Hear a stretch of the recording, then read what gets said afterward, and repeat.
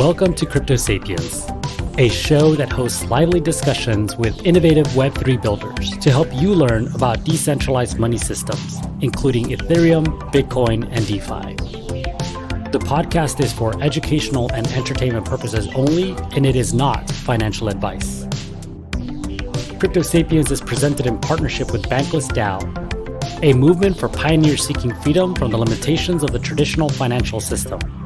Bankless DAO will help the world go bankless by creating user-friendly on-ramps for people to discover decentralized financial technologies through education, media, and culture. Hello, everyone, and we are back with another episode of Crypto Sapiens. Today, we are talking to Jaf, product and dev lead at EPNS, otherwise known as Ethereum Push Notification Service. They position themselves as the protocol for blockchain-based notifications that are chain agnostic, platform independent, and incentivized. Some of the use cases we discuss are loan liquidation notifications, EPNS name expiration notifications, and becoming a tool for DAO governance that allows members to vote directly from the notification. As Jeff says, EPNS is a tool for reactive and proactive management. And with that, let's get started. I'm Jeff. I am the business development and operations lead at EPNS, and it's awesome to be here. Just because it's the opportunity to talk about EPNS and share with everyone here what are the possibilities, what can you build. This to me is a tool for everybody in general. As it gives everybody the opportunity in the Web3 to communicate effectively with their users, right? So that's what we're going to talk about here, I guess. Yeah. But I mean, before we do, I think it's really wonderful to learn about the people that are behind the project. So without sharing more than you would want to share, where did you get started? What's that Web2 experience that you had prior to jumping into this ecosystem? Right.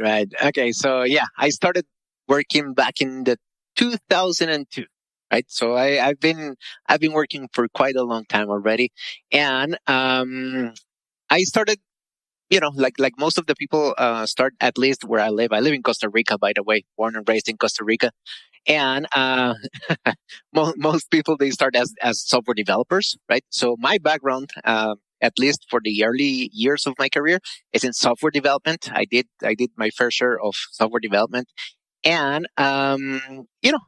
because of different things, I moved from software development into the project management side of things. Did a little product management, program management, and everything on that area. And for almost 10 years, funny thing is, I was working on the tech side of the pest control industry. And that's always funny to say, because pest control is an industry that sometimes people don't think it has a tech side or people, behind the scenes. And I did work almost a decade on that industry before I moved 100% into crypto. That's interesting. So you were beating software bugs while other people were beating the real bugs. Exactly. That was my thing. That's really awesome. So when did you make that decision to jump into the Web3 ecosystem? And I mean, what kind of inspired you to do that? Or what was like that motivating factor? Yeah. Okay. So during my career, I did meet a ton of people, right? And 4 years ago, one of my former managers, he asked me if I was able to jump in and help in a small project, right? I didn't know what it was about. I didn't know anything. It was supposed to be like a fantasy cricket software or something. That's all I knew. And when I jumped into the project, I realized that it was blockchain. That was the very first time in my life that I heard about blockchain or Bitcoin or anything similar to this. And it turns out they were building a fantasy cricket league software, and I did participate in the project. That was the start of it. It lasted like for 8 months or something. It didn't even go live, but from that moment, I was sold. At that moment, I realized that was something that I was passionate about. I really, I don't know, it changed my mind, and it turned me into a student again. And and that's why I decided to come fully on this. Yeah. And so how did you end up joining EPNS? After that project ended, I did start participating in several different projects. Or not I did not start, but I started trying to join different projects. And I did join one. It's called Project Hydro, and they were in the identity solutions side of things. And that's where I met Harsh and Richa. They are the founders of EPNS. We did collaborate together like for a very short time. It was just a couple of months maybe, but it was great. We really clicked at the very first time. Then, I continued in that project for almost a year, and we didn't talk much during that time. But then after some time, they told me about this project they were building. I was already following them in what they were doing, and they invited me to join. And here I am 2 years later. Wow. So, I mean, it sounds like you've kind of built up quite a reputation in this space and have collaborated with a few folks on several projects. I like to think that. So now that we've got a nice introduction to who you are and, what inspired that transition from Web 2 to the Web 3 space, and even the journey within that to get you to EPNS, let's talk about EPNS. What is it? All right. So the one-liner is that EPNS brings notifications to the space. We realized at some point that communication was broken in the Web3. I used to tell this to people, but this is not the 90s, right? In the 90s, you were expected to go check your email to check if there was something for you, right? That was the users going fetching information by themselves. But we're not there anymore. Right now, most probably when you wake up in the morning, you already have 10 notifications waiting for you on your phone. And in the Web3 space, we don't have that, or we didn't have that before EPNS came in. Because that's what we're building. We're building communication channels that will allow services and protocols to create effective communication channels with their user bases. And we are talking about sending notifications about stuff that matter to them, right? So we have a ton of use cases that we have been working on with several different protocols. Maybe we can talk about that, Humpty. And the interesting thing is when you realize that this is a very simple idea that we're all used to, but we just don't have it in the Web3 right now. So that's the idea behind EPNS. Well, I'm going to correct you because I was not getting emails. I was using a beeper in the 90s, and I got my notifications pretty quickly. And if we can get some sort of hack to make beepers fashionable again, literally just my Web3 beeper is like, dee, dee, dee, dee. Oh, like, check that out. Like, I got an offer for, this NFT. That's really fun. Except, that would be fun. Anyways, I I digress there. But no, you're right. I mean, I think in terms of like communications, even in, in the space outside of crypto, it's still pretty archaic. Like email, of course, is still very usable, very functionable. But, it doesn't really necessarily, it's not easy to find, right? Because say you have an important email, it's probably buried under a ton of other spam, right? And you're like, oh my gosh, like I never received it. It's like, did you, didn't you? It's probably under the other 20 emails that you ignored, right? Yeah. And I guess for us, this is the internet of money, right? So, you can receive a notification at 2 a.m. in the morning, and it could be Farmville or any other game that you used to play or your kid installed on your phone, right? But if you do get a notification at 2 a.m. in the morning saying that your loan is about to get liquidated, then you care about that one, right? And that's part of the use cases.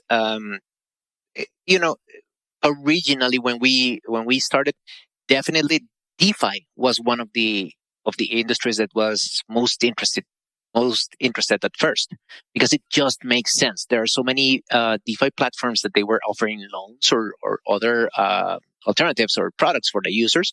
And I want to use the loan example because it just makes a lot of sense. So when you get a notification, basically it's not only information that you will get saying, hey, you're being liquidated, but you get a call to action with each notification. That means that if you get a notification at 2 a.m. in the morning saying your loan on this platform is starting to get liquidated, you click it, and then the notification itself will actually take you to the platform so that you can take action and fix your loan, right? So that's when, if you start thinking, EPNS becomes not a tool for notifications, but a tool that helps with user engagement and user retention. Okay, I'm going to put a pin on that because I really do want to dig into that, because I saw something in some of the research that one of the things that EPNS can help is with surfacing or notifying people about governance, right? Because everybody raises their hand like, I want to be, I want to be part of this governance, or I want to be a part of this multi-sig. But when it comes time to actually doing something about that, it's very hard to convert people, either because they never saw it, right? Or because maybe there's no urgency in terms of the way that we currently communicate, that there is a governance proposal that needs to be passed. So yeah, I really want to explore that. I want to hear your thoughts on it, but I want to rewind just a little bit, and I want to explore the name and kind of the way that it works, both in on Ethereum and potentially even across other blockchains. So the name, Ethereum Push Notification Services. Does that mean that this works only on Ethereum? Great question. It doesn't mean that.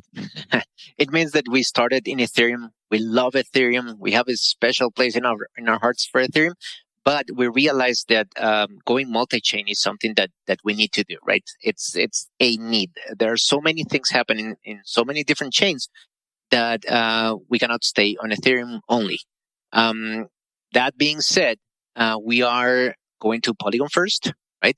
I will explain a little bit about our solution architecture in a second, so you understand how we made it easy to go to other chains. But I also wanted to mention, last year during the Solana Breakpoint event, Harsh, our founder, he put up a great demo there of EPNS running on top of Solana, right? Meaning that we're ready to, we're cross-chain compatible, among other important characteristics of the project, like being platform agnostic and other things. So our infrastructure or our solution architecture in general is that we have one core contract that resides only on Ethereum. And that core contract will take care of creating channels, fee split, governance-related aspects. But we created another type of contract that we call communicator. And the communicator is the contract that we actually deploy on other chains so that it enables us to communicate with the core contract, do validation and other things. And probably one of the most critical pieces in this whole architecture is the push nodes, the peer-to-peer network of push nodes that we have, which is the network that will take care of retrieving and dispatching notifications to where they need to go. So how do I get those notifications then? Say I've set one up. Where am I going to get that? Great. There are right now three main ways to receiving notifications. We have a mobile app in the two flavors, iOS and Android. We have a Chrome browser extension that sits right next to your MetaMask, and you get notifications right there. And we also have our DApp.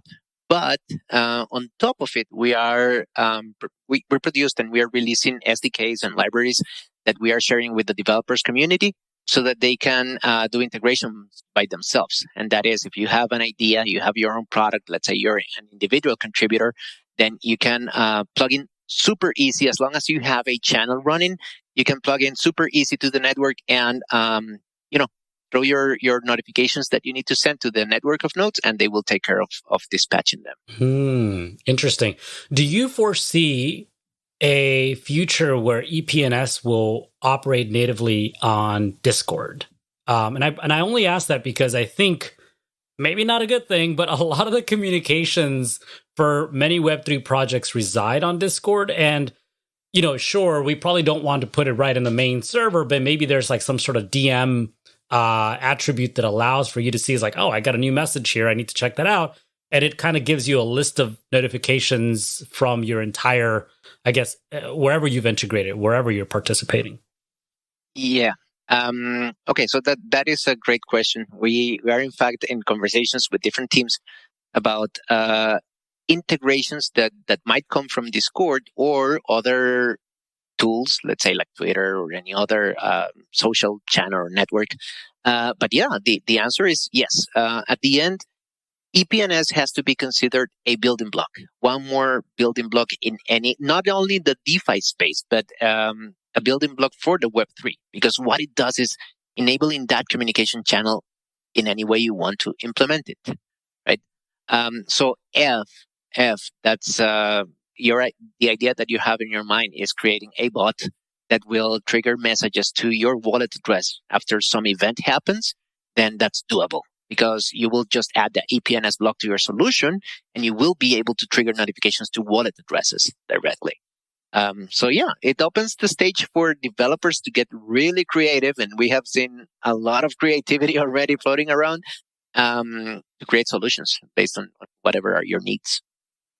All right, so let's go back to where we put our pin earlier, right? In terms of getting these notifications for things that are probably missed regularly. You talked a little bit about DeFi, which I think hugely important. Obviously, we saw a market correction recently, and people hopefully were paying attention and got a note. Were signed in, were able to make the changes. But if they weren't, if they're not keeping up with market conditions, probably there were some negative effects to that. So EPNS can surely benefit with that.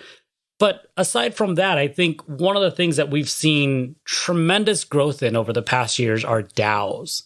So with governance, what are some of your thoughts, with how EPNS can help with that? And maybe some of the things that are not even currently being built, but like the vision for the future? Yeah, awesome question. I really like the governance side of things for EPNS. So here's the thing. Yeah, we have been reached out by different protocols that with the same feeling, right? Moving governance is sometimes clunky or slow. We have heard all sorts of words to define how difficult it is to move governance properly, right? Because of what you're saying, there's a lot of voter apathy. There's a lot of things that should be better if you want to have an effective governance and an effective community behind your project.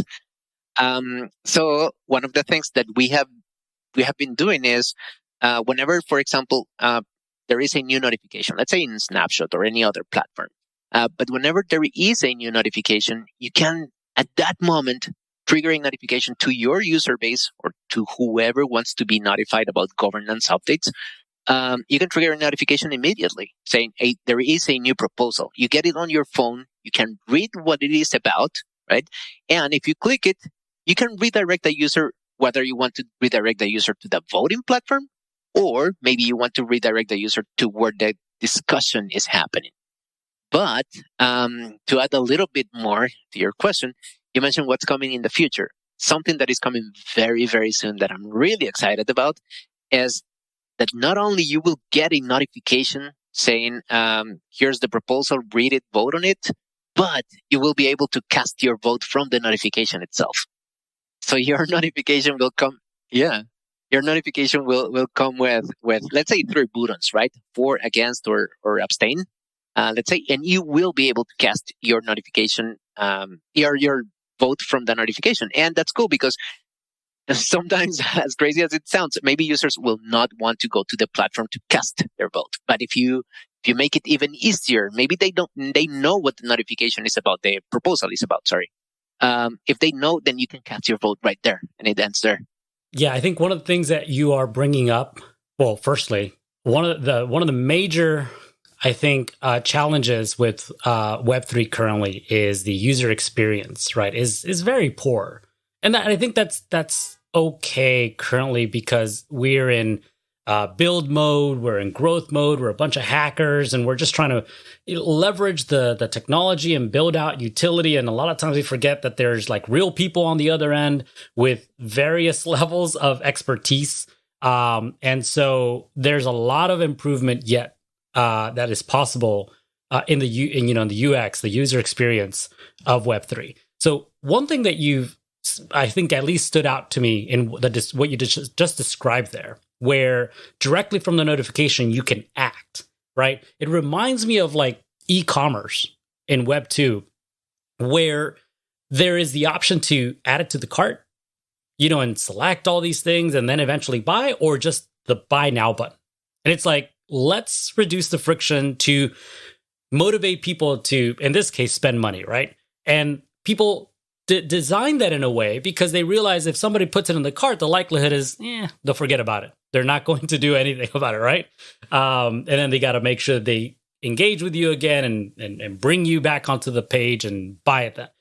I think the same thing can be said in terms of governance. It's like, well, how many steps are there for me to actually vote?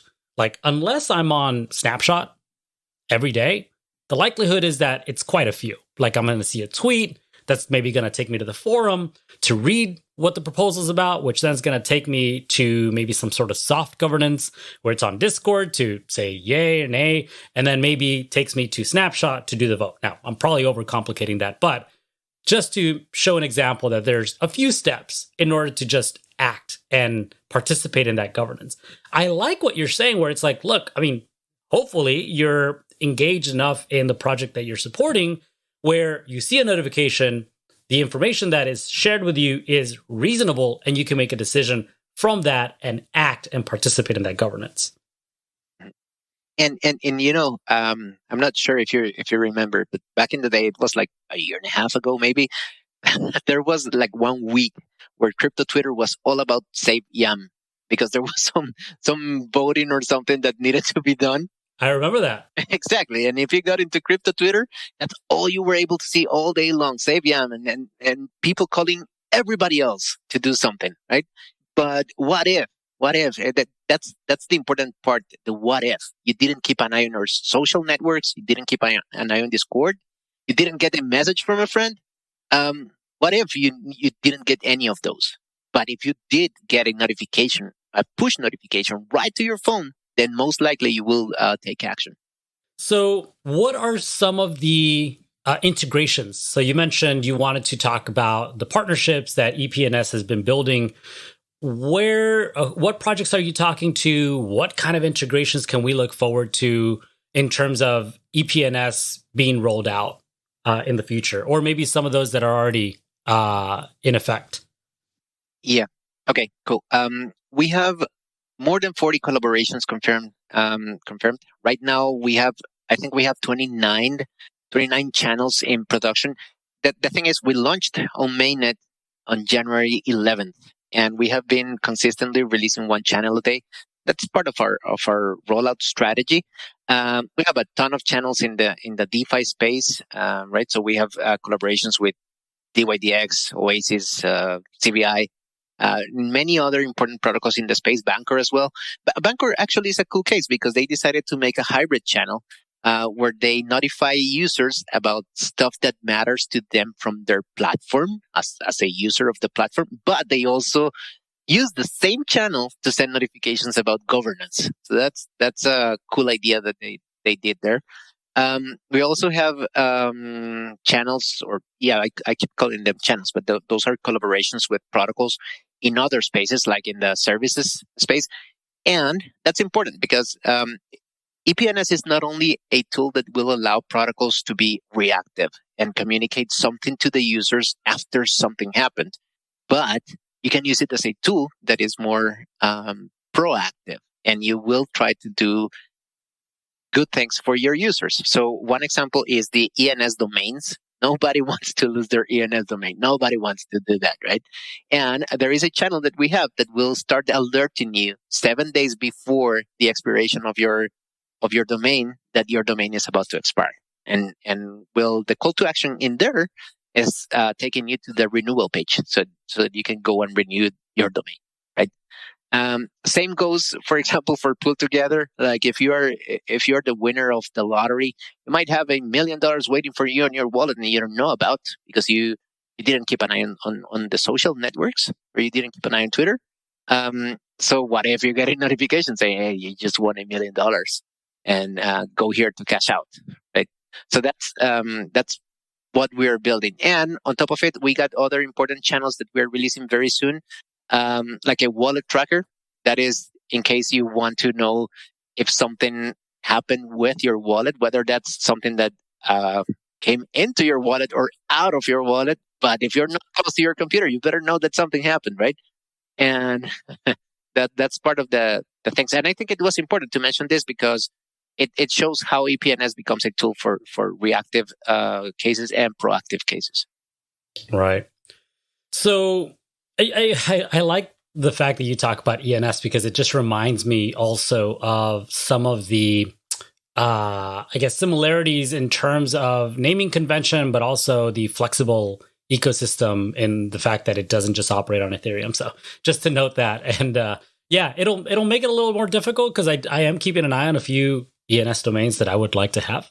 And I was like, oh, it's about to expire. I'm keeping an eye on that in case you forget. But, if EPNS is out there, they're going to be reminded I'm not going to be able to get the ENS domains that I would like to acquire. Well, but that's where developers comes in. They can create a channel for you to keep an eye on the domains that you want. No, that's fun. I mean, it's a fun exercise in just kind of enriching the ecosystem, I guess. And yeah, I like the fact that it's EPNS is kind of being built in partnership with a lot of these projects in terms of the way that it's integrated and adding value already to some of these protocols in the ecosystem. So one thing that I would like to learn, because I haven't yet tried, how easy is it to create a notification? So when I hear EPNS, for some reason in my head, I'm thinking of this platform called IFTT, if this, then that, right? And I go in there and I create recipes, right? Like I want to create a notification, send me a DM on Twitter when this happens. Is it that easy, or what's the current state of it? And is that the end goal, or is that it still being iterated on? Yeah, we are getting there right now. Creating a channel for you, let's say as a content producer, and let me bring this analogy so we get everybody on the same page. The analogy is a YouTube channel. So if you're a content producer and you want your followers to know what you have been releasing, then you create a channel on YouTube and your followers can opt in to receive notifications from you. That's the whole idea with EPNS. When you create a channel in EPNS, it will allow you to communicate with your user base in a direct fashion to their user wallets. Right now, if you want to create a channel, really, it takes 5 minutes from the moment you start creating the channel to the moment you send your first notification. And you can send 2 types of notifications right now. There will be a third one next week. You can send a broadcast notification, which will go to your entire user base. So that is, for example, there is a new Crypto Sapiens event happening. Go check it out, and you send the link. You know where I'm going with this. Go on. All right. But you can also have targeted notifications, which is the example that I was mentioning about DeFi. When you want to communicate something to a user specifically, it's private to the user, let's say. Very soon, next week, most likely, we are going to release subset notifications, which is it's precisely that. Sometimes you want to communicate to a specific subset of your user base, not everybody. So in the case of DeFi, let me bring in DeFi again. But in the case of DeFi, sometimes you might have basic traders versus advanced traders, and you want to send different signals to each team. Then you will be able to do that. Now, in regards to what you were saying about comparing it to the IFTT platform, right? We are getting there right now. You as a user, you will not have those capabilities right now if you go to the EPNS app. But as a developer, you already have a ton more capabilities if you start creating a solution like from the developer perspective.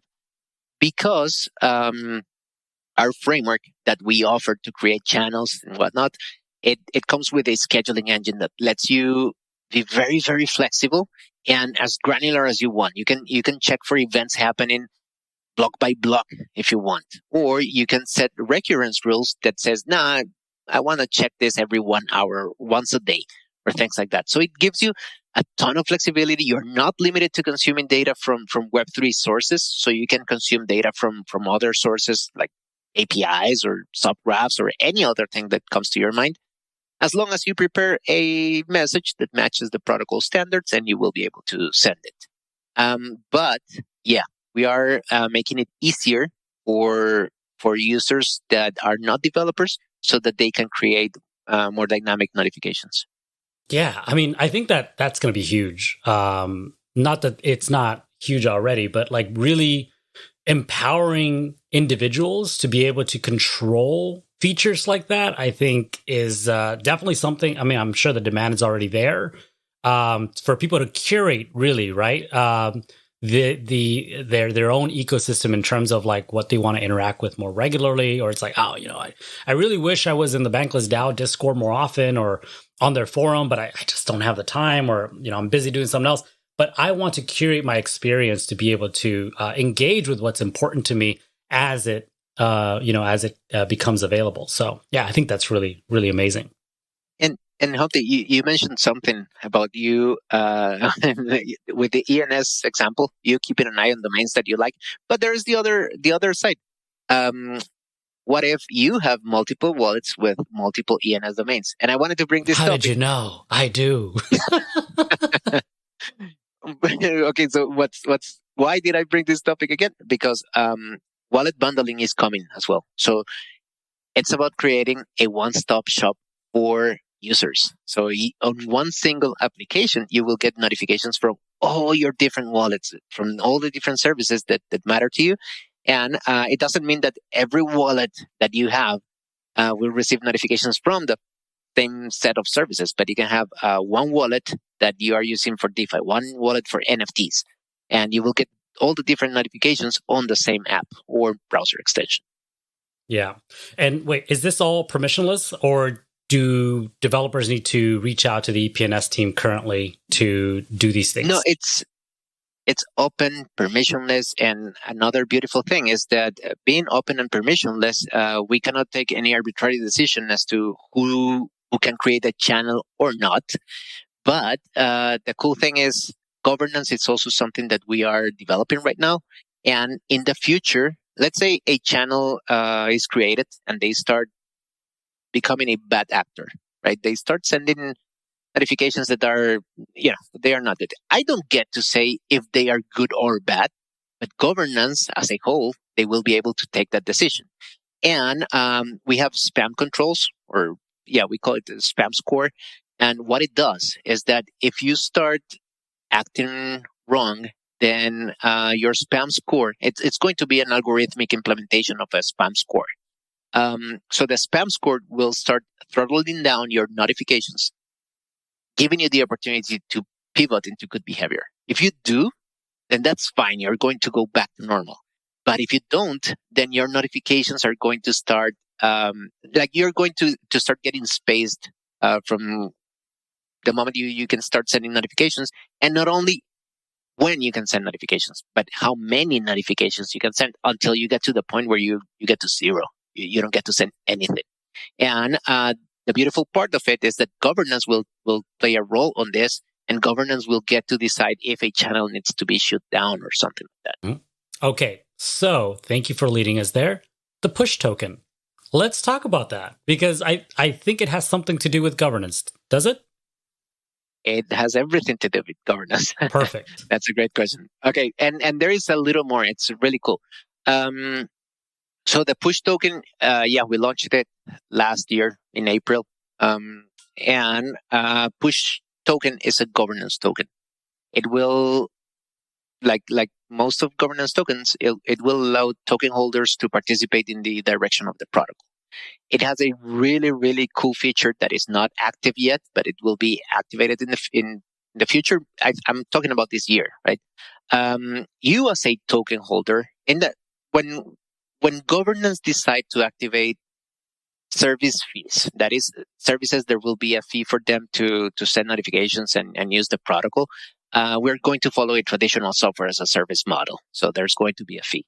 And when governance decide to activate service fees, there's also going to be another feature that is attached to the token. Really cool. It's called fee split. And that is that you as token holder will get a share of the fees collected from the services. But that's also a decision that governance will be taking, and that's why we are being super careful in making things right with our governance, making sure that everybody is learning, not only how to play their governance roles, but also how critical these decisions will come in the future. All right. Well, that's excellent. So, one thing that I also saw here in the research leading up to this event is there is I guess part of the goal is to do some sort of proof of humanity integration. Going back to early in our discussion, when you were doing the introduction, you were talking about like your personal experience working in the identity space.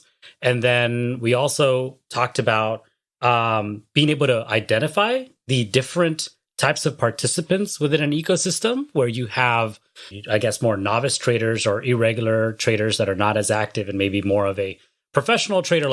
So I wonder, what is the goal with integrating identity solutions? And, I guess what are some of the novel ways that you imagine them being able to help with maybe realizing some of these distinctions or making some of these distinctions and then creating a more empowering ecosystem for everyone, especially those that are probably more active in Web3. All right. And thanks for bringing the proof of humanity example, because that is an example that is definitely not DeFi. It has a DeFi aspect, but it's cool that you mention it, because there are many protocols that, in order to be a participant of their protocol, it's more like a staged type of thing. In the case of proof of humanity, for example, if you submit your profile to be accepted in proof of humanity, then it doesn't get approved immediately. So what are you going to do? Are you going to keep visiting proof of humanity every day to see if you were accepted or not? What we are doing with them is helping the process in general so that everybody stays communicated at all times. Because whenever you submit your profile, there is a fee that you need to pay for it. And there could come a challenge as well. So if somebody challenges you, that is not only the risk of your profile being taken down from the platform, that is your deposit that you put when you submitted your profile, that is also in risk. So that is a perfect example of EPNS helping a process-oriented protocol that is not reacting to one action that happens. And you mentioned something also really interesting. Right now, everybody's super privacy-centric, especially in this space, of course. Nobody wants to give away their information about names or even Twitter handles or anything like that, or email or anything like that. One of the things that everybody, it's ideas that we get from Discord and other channels, but there are ways where EPNS can help identifying or helping with identity. So one of the cool ideas that was brought up the other day is, how we have two-factor authentication in the Web2 world. Let's say when you go to your bank, you have to do two-factor authentication, but it doesn't exist as a Web3 native tool, right?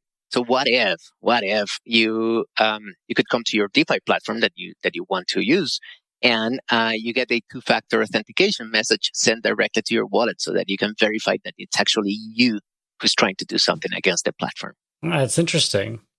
Oh, that's interesting. I mean, the identity ecosystem as a whole, I think, is starting to gain a lot of traction. A lot of it, I think, the demand, while I think there is some still in DeFi, DAOs in terms of being able to create better onboarding experiences, being able to incentivize people who are actively participating in the ecosystem. I think those are some of the things that are driving some of that demand. And certainly I expect there to be some parallels to the way that maybe EPNS can be used to add value to both the DAOs and its members in terms of surfacing some of that information. So yeah, so I think that's really great. Yeah, no, I just at the personal level, I'm super excited about everything happening with the metaverse. And this is me, a very personal opinion. But I envision the metaverse being allowing us to giving place for a lot of notifications. But I'm not talking about the notifications precisely, but about creating a very communicated world where the metaverse is also, it's going to be really exciting already. But if you are if you get a notification from, on your whatever, your smartwatch or something saying, hey, join me here, then it's just beautiful. Everything that we can enable just because we have communication channels that will allow us to meet with our friends and do other things. So I'm really, really excited at the personal level about what the metaverse will bring. Yeah. I mean, I think it's certainly unlocking tremendous value in some of the experiences that we already have, maybe both in the real world and in the virtual space. So yeah, I mean, but there's still a lot of opportunity there. So yeah, So anything else regarding the project that you feel we have missed that you're like, you know what, before we go, let's talk about this. Yeah, just quickly before we go, we just launched our Push Grants program. We allocated $1 million for a program that will run for 2 quarters, and that is an opportunity for everybody to join. If you have an idea of something that will help EPNS and the ecosystem in general, join our Discord, join our different channels that we have. There's a lot of conversation going on in our Discord. We have office hours, and there's always something reachable. We thankfully have people all around the world, so there's always someone that you can ask your questions. Yeah. And that's a wrap. I hope you enjoyed this conversation. If you'd like to learn more about EPNS, go to epns.io and on Twitter @EPNS Project. Thanks for listening to Crypto Sapiens. Please give us a follow, like, and a 5-star review wherever you enjoy your podcast. And stay tuned for our next discussion.